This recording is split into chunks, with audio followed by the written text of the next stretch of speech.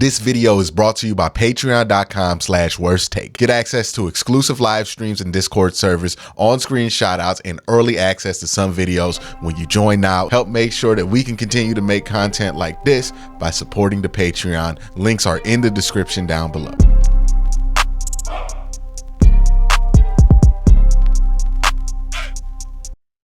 Did you know that Dalvin Tomlinson didn't play well last year? It wasn't something that we spent a lot of time talking about or that a lot of people noticed. But if you look at Dalvin Tomlinson's numbers, you look at some of the film, he clearly did not have as good as a year as he has had in years prior, especially compared to what he did in Minnesota.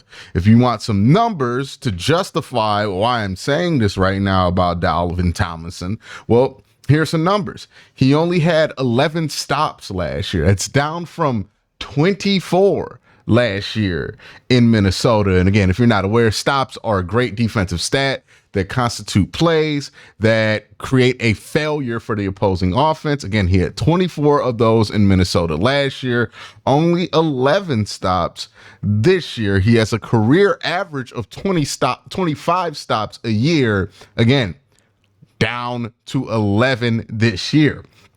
Missed tackle percentage was a career high for him, being at 12%, albeit he was at 11.9 last year in Minnesota. Usually he's a high single digits guy when it comes to missed tackle percentage, at about 9 to 10% there. His tackles were down from 25 to 10 last year. And overall, like, the numbers again don't look great on Dalvin Tomlinson. This is reflected in his Pro Football Focus grade, and I think it reflects itself in some of the tape there. Not to say that he was a bad player. He was a more effective pass rusher last year. 25 pressures and 16 hurries in true pass set situations versus 19 and 14 in 2022. Then you look at the pass rush sets, right? He had almost 50 more pass rush sets in 2023 with the Browns than he did with the Minnesota Vikings. And then you look at what that did to his pass rush win rate percentage,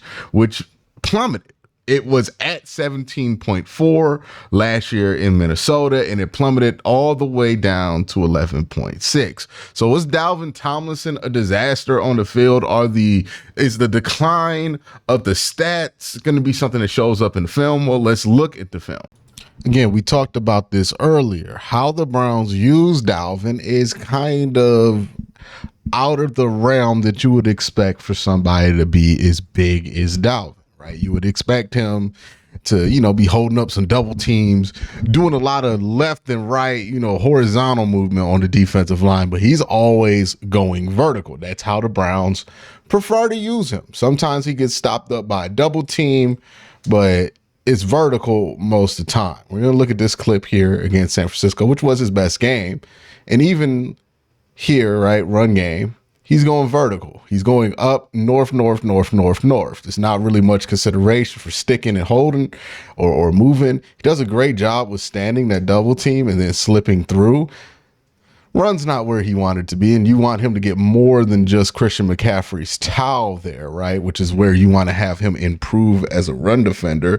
I'm not saying Dalvin has to come out of this and make a play, but you do want to see Dalvin, use his hips to move 60 back enough to kind of make that a little bit more clouded than it is to close up that run lane so he could get north, right? When instead he just gets Christian McCaffrey's towel, which only slightly annoys him, but doesn't really stop the play. So you do want to see him get better in run support. This is an example of them using him as a pass rusher. Right, you're going to see big 94. He's lined up super wide. It's normal for the Browns defensive tackles. That's just the system that Jim Schwartz likes to run, but it's a super wide alignment here. He's in between the left tackle and the left guard. He shoots inside, and he's going on a twist here to try to get vertical. It doesn't happen for him, right? Because he's not the greatest pass rusher in the world. If you rush him a million times, you're going to get a lot of shit like this. He's doubled. Since he's super big, he's not going to be able to move around Zadarius enough to take advantage of that twist there. But hey, I think he had an interception on that play anyway, so who cares?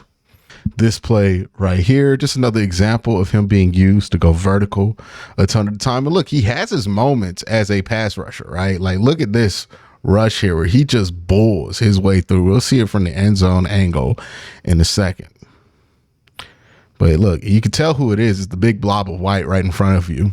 He's lined up over the center, and he just does a great job of just bull, slip, and then he just outpowers him, takes advantage of Zadarius Smith kind of swinging by to kill that double, and then gets a hurry on the quarterback, which results in a incomplete pass. Now, here is the main area in which Dalvin Tomlinson needs to get better. Point blank, period. He just does have to get better. I want to talk about Dalvin Tomlinson next year being one of the 10 most impactful players on the Cleveland Browns, not 16. He should be much better than that. But this is the stuff that held him back. He has to use that 10% better. This is an example of it. You get a run play here against Denver. And look, JOK has this thing stopped up. Right here, JOK has this thing stopped up. Now, look, JOK is not the biggest linebacker in the world. He's not going to be able to do this by himself.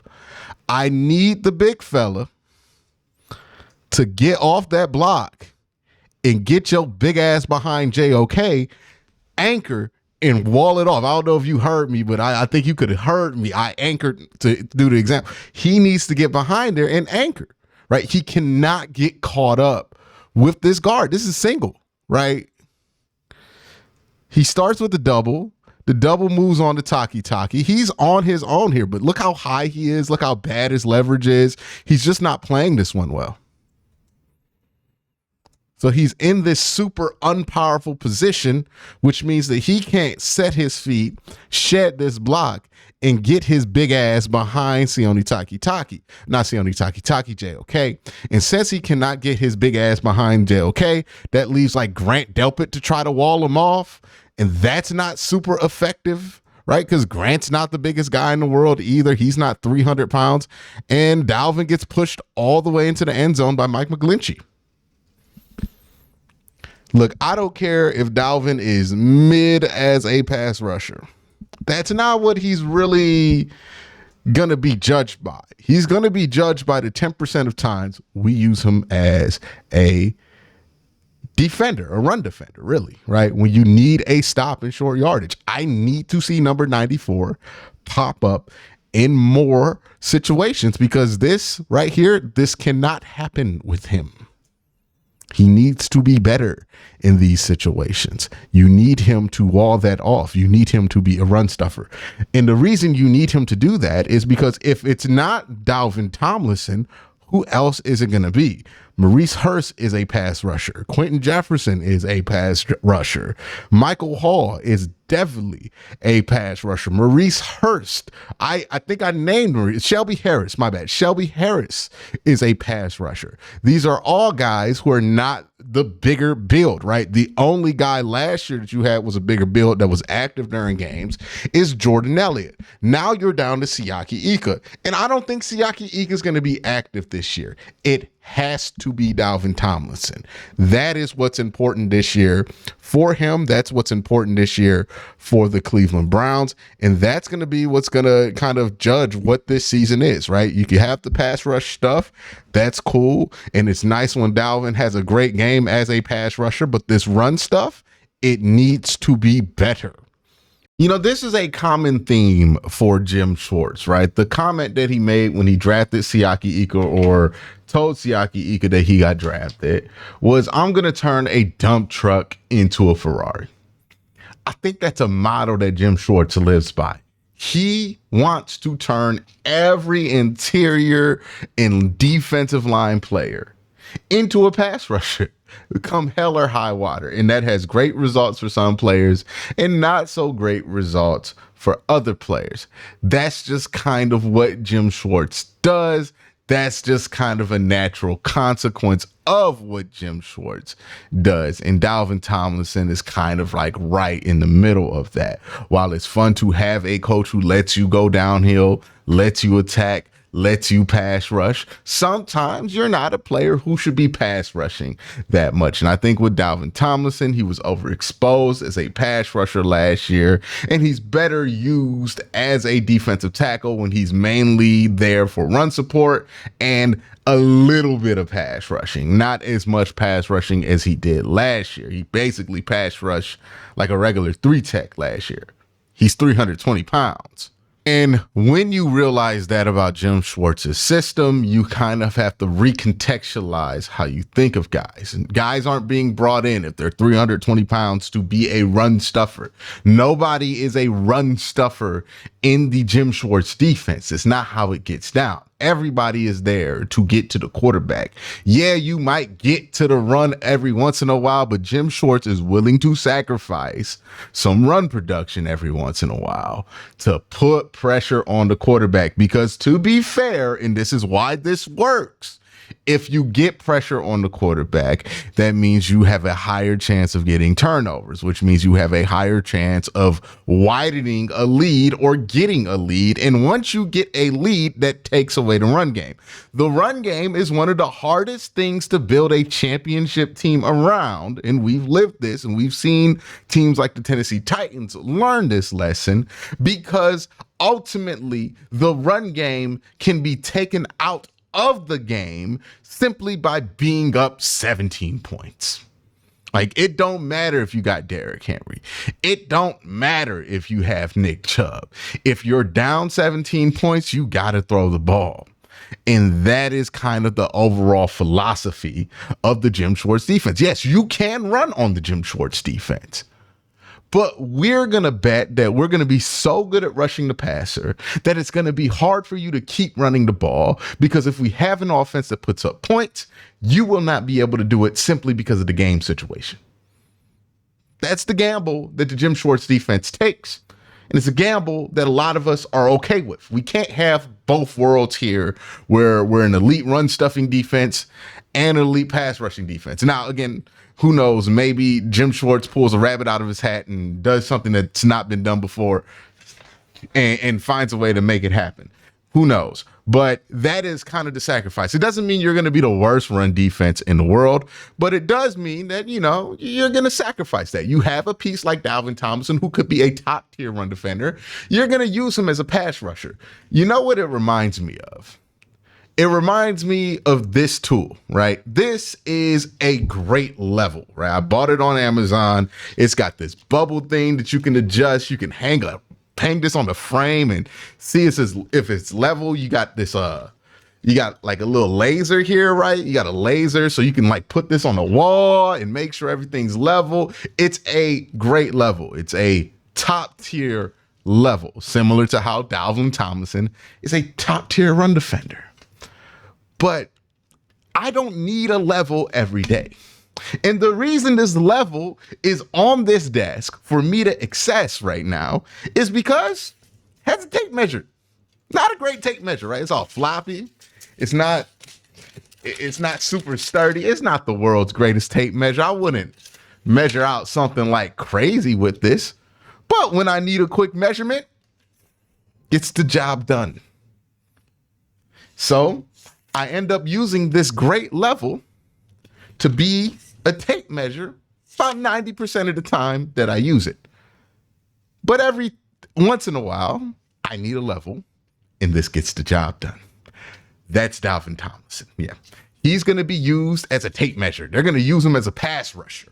They're going to make him rush the passer. He's not the greatest pass rusher in the world, but that's what he's going to do. He's going to rush like a regular 3-tech. Like this tape measure gets used as a like this level gets used as a tape measure most of the time by me, because I need a tape measure almost every day. But when it comes to the 10% time I need a level, this comes in damn handy because it's a great level. Dalvin Tomlinson, the 10% of the time that the Browns need him to stop the run, that's where he's supposed to come in handy. The question is, Is he going to be able to do that with his responsibilities being flipped? Last year, he didn't do the greatest job of living up to that responsibility. He had games where he shined as a pass rusher, but his run defense really struggled all last year. I expect Dalvin Tomlinson to have a better year as a run defender as he figures out a groove with how he's being used in this Jim Schwartz system. It's not really going to change from what it was last year. He's going to get used similarly. He's going to have to rush the passer a lot, but he's got to find a little bit of a balance there. And I think that goes for the entire defensive line. As much as this defensive line loves to get at the quarterback, and as good as they are at getting at the quarterback, they do need to worry about the run just a little bit more. But that is my thoughts on Dalvin Tomlinson. Let me know what you think in the comment section down below. Y'all have a great day. Have an even better night. Peace.